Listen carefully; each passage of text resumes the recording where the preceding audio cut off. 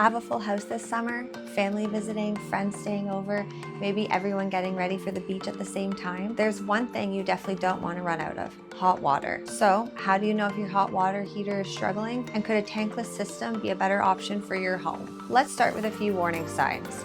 First, listen for rumbling, knocking, or popping sounds coming from your hot water heater. That can be caused by sediment building up in the tank, which can make the system work harder and use more energy. Next, pay attention to your water temperature. If your shower starts hot but suddenly turns lukewarm, your water heater may be struggling to keep up, or a heating component could be failing. And finally, watch for rusty or a reddish colored hot water. That can be a sign of corrosion inside the system, and it's definitely something you'll want to have checked out. So if you're constantly running out of hot water, is tankless the answer? For many homeowners, it can be. Tankless water heaters heat water on demand, rather than storing and continuously heating a large tank of water. That means you can have a much more constant supply of hot water when your home is busy.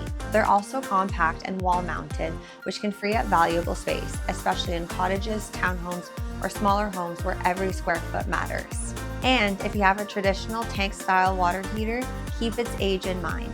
Most tank-style water heaters last around 10 to 12 years. If yours is getting up there in age, it's worth having it inspected before dealing with a cold shower or a much bigger problem. At Affordable Comfort, we can help you figure out whether repairing your current water heater or upgrading to a tankless system makes the most sense for your home.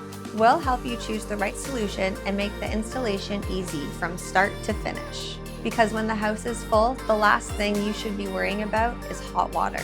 If you found this video helpful, make sure to like, subscribe, and leave a comment below. We'd love to hear which HVAC topics you'd like for us to cover next.